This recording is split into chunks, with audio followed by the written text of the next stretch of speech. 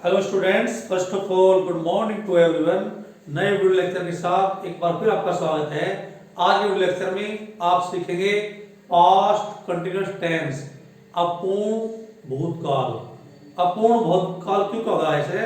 क्योंकि इस टेंस के हिंदी वाक्यों से ऐसा प्रतीत होता है कि कार्य पूरा नहीं हुआ है, कार्य प्रगति पर है, चल रहा है लेकिन पूरा नहीं हुआ है। कोई कार्य जो है वो पूरा नहीं हुआ है, यानी कि पास्ट टेंस में उसके पूरा ना होने की स्थिति पाई जाती है। यानी कि जो काम बीत लिया उसमें पूरा ना होने की स्थिति पाई जाती है। एक तो प्रेजेंट में होती है पूरा ना होने की स्थिति, यानी कि जिस तरह प्रेजेंट कंटिन्यूअस टेंस, अपूर्ण वर्तमान काल। आज आप सीख रहे हैं पास्ट कंटिन्यूअस टेंस, अपूर्ण भूतकाल। देख लेते हैं इसके हिंदी वाक्यों के अंत में रहा था, रही थी, रहे थे आदि शब्द आते हैं। वह गा रहा था, he was singing। हम खेल रहे थे, we were playing। मैं हंस रहा था, I was laughing। वे खा रहे थे, they were eating। लड़के दौड़ रहे थे, the boys were playing, sorry, the boys were running। खिलाड़ी खेल रहे थे, the players were playing। इस तरह के सेंटेंस इस टेंस में पाते हैं। And I am going to tell you, I want to tell you that past continuous tense is one of the easiest tense। सबसे आसान टेंस में से एक टेंस है past continuous tense। I told you one day, एक दिन मैंने आपको बताया था कंटिन्यूअस के सभी टेंस बहुत ही आसान होते हैं।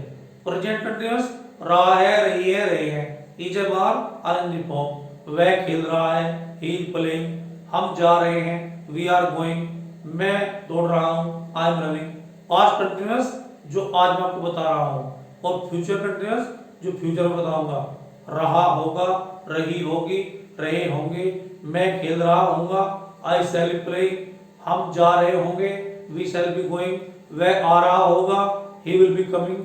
फ्यूचर में जो है उसमें आई वी के साथ शैल बी का प्रयोग करेंगे, बाकी सब के साथ विल बी का प्रयोग करेंगे। तो डियर स्टूडेंट्स, आपको वीडियो को शुरू से आखिर तक देखना है, ध्यान से देखना है। यदि आप वीडियो पूरा देखते हैं तो आज ही आप पास्ट टेंस कंप्लीटली पूर्ण रूप से क्लियरली सीख लेते हैं। बड़ा ही आसान टेंस है, इसमें कोई वैसी बात नहीं है, बड़ा ही इजी टेंस है। इसमें जो सहायक क्रियाएं हैं, हेल्पिंग वर्ब हैं, वो है वाज और वर। यानी कि सिंगुलर नंबर के साथ वाज का प्रयोग करते हैं और प्लूरल नंबर के साथ वर का प्रयोग करते हैं। आई के साथ भी वाज ही लगाते हैं। इस टेंस में आई सिंगुलर नंबर के साथ है। आई एक बहुत बड़ा अपवाद है। आई कभी सिंगुलर नंबर के साथ चला जाता है, कभी प्लूरल नंबर के साथ चला जाता है। आई अपवाद है, यानी कि आई को कोई बहस नहीं कर सकते आप। जिस पर बहस नहीं होती उसे अपवाद, एक्सेप्शन कहते हैं। इसी तरह से इसमें दो वर्ब हैं, वॉज और वर। आई, ही, सी, इट नाम के साथ वाज लगाएंगे और वी, यू, दे के साथ वर लगाएंगे। और इसमें वर्ब की आईएनजी फॉर्म, जिसे प्रेजेंट पार्टिसिपल भी कहा जाता है। क्या कहा जाता है? Present participle. वर्ब की आईएनजी फॉर्म को प्रेजेंट पार्टिसिपल भी कहते हैं। वर्ब की आईएनजी फॉर्म का प्रयोग करेंगे। आई मीन टू से इस टेंस में वर्ब की प्रेजेंट पार्टिसिपल फॉर्म का प्रयोग करेंगे। आईएनजी फॉर्म को प्रेजेंट पार्टिसिपल कहते हैं और थर्ड फॉर्म को पास्ट पार्टिसिपल कहते हैं। यू आर टू रिमेंबर, ये पॉइंट नोट करने का है। आईएनजी फॉर्म को प्रेजेंट पार्टिसिपल कहते हैं और थर्ड फॉर्म को पास्ट पार्टिसिपल कहते हैं। देख लेते हैं अफर्मेटिव वाक्यों को बनाने का फार्मूला क्या है। बहुत ही आसान, बड़ा ही इजी टेंस है। सब्जेक्ट प्लस वाज या वर। वाज वर में से मैंने आपको बता दिया पहले, सिंगुलर के साथ वाज, प्लूरल के साथ were, plus ING form plus object. Subject plus was और were plus ING form plus object. बहुत इजी। मैं अपना कार्य कर रहा था, I was doing my work. I was doing my work. मैं अपना कार्य कर रहा था। I have told you many time, पहले से केस। आई के साथ माई, ही के साथ हिज, सी के साथ हर, यू के साथ योर, दे के साथ देयर, वी के साथ आवर, इट के साथ इट्स, वन के साथ वंस। सपोज करो हम अपना कार्य कर रहे थे, we were doing our work, we के साथ आवर। तुम अपना कार्य कर रहे थे, you were doing your work, you के साथ योर। वे अपना कार्य कर रहे थे, they were doing their work, they के साथ देयर, इस तरह से। अगला सेंटेंस देखते हैं, वह बाजार से पुस्तकें खरीद रहा था, he was buying books from the market. वह बाजार से पुस्तकें खरीद रहा था, he was buying books from the market. इस अगला टेंस देखते हैं, लड़के कल क्रिकेट खेल रहे थे, the boys were playing cricket yesterday. आपको केवल ध्यान क्या रखना, singular number plural number, singular number के साथ वाज ठोक दीजिए और प्लूरल नंबर के साथ वर ठोक दीजिए। जिस तरह से लड़के कल क्रिकेट खेल रहे थे, the boys were playing cricket yesterday. बहुत ही इजी टेंस है, कुछ भी तो नहीं है। सब्जेक्ट प्लस वाज और were plus ING form plus object. आप इससे मैच कर सकते हैं, सेंटेंस को साथ साथ बना सकते हैं, इससे मैच कर सकते हैं। ये सूत्र लिखा हुआ है यहाँ पर फार्मूला। इसी तरह से आप देख लेते हैं नेगेटिव सेंटेंस।